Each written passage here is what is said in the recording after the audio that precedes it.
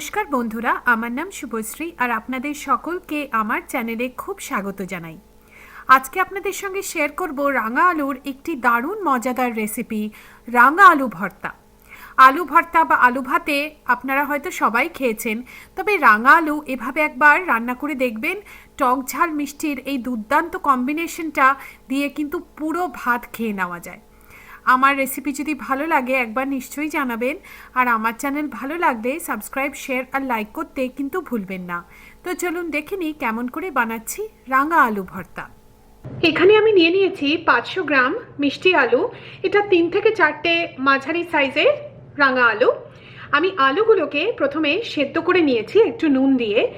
এবারে ভালো করে আলুগুলোকে হাত দিয়ে আমি ম্যাশ করে নিচ্ছি। আপনারা ম্যাশার দিয়েও ম্যাশ করতে পারেন। ভর্তা বানানোর জন্য আমি একটা কড়াতে দিয়ে দিচ্ছি 2 টেবিল চামচ সর্ষের তেল। এই রেসিপিটা সর্ষের তেলেই করা হয়। তেলটাকে প্রথম ভালো করে গরম করে নেব। তেলটা গরম হয়ে গেছে, এর মধ্যে দিয়ে দিচ্ছি 2টো শুকনো লঙ্কা, আর দিচ্ছি 4-5টা রসুনের কোয়া আমি লম্বা লম্বা করে কেটে নিয়েছি। এবারে আমরা এই রসুনটাকে 1 মিনিট মতো ভেজে নেব, যতক্ষণ না রসুনটা একটু লালচে হয়ে যাচ্ছে।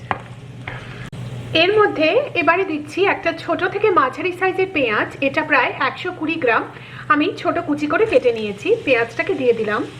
এবারে পেঁয়াজটাকে আমরা 3-4 মিনিট একটু ভেজে নেব, একদম লালচে করে ভাজার দরকার নেই।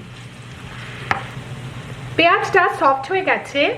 এর মধ্যে এবারে দিয়ে দিচ্ছি নুন স্বাদ মতো, আর দিচ্ছি 1 চা চামচ আমচুর পাউডার, আর বেশ কিছু ধনেপাতা কুচি। সবকিছু এবার ভালো করে 1-2 মিনিটের জন্য একটু নেড়ে চেড়ে নেব। এর মধ্যে এবারে আমরা যে রাঙা আলুটা ম্যাশ করেছিলাম আগে, সেটা পুরোটা এখানে দিয়ে দেব। এবারে সবকিছু ভালো করে মিশিয়ে আমরা এই মিষ্টি আলুটাকে বাকি সবকিছুর সাথে 3-4 মিনিট আরও ভেজে নেব। আপনারা চাইলে কুচো কাঁচা লঙ্কাও দিতে পারেন।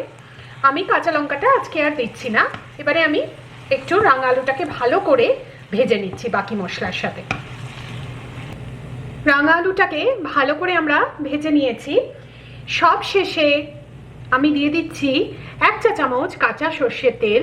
এটা অপশনাল, আপনারা চাইলে স্কিপ করতে পারেন, তবে এই কাঁচা সর্ষের তেলটা দিলে কিন্তু খুব দারুণ একটা টেস্ট হয় এই রাঙা আলুর ভর্তাতে।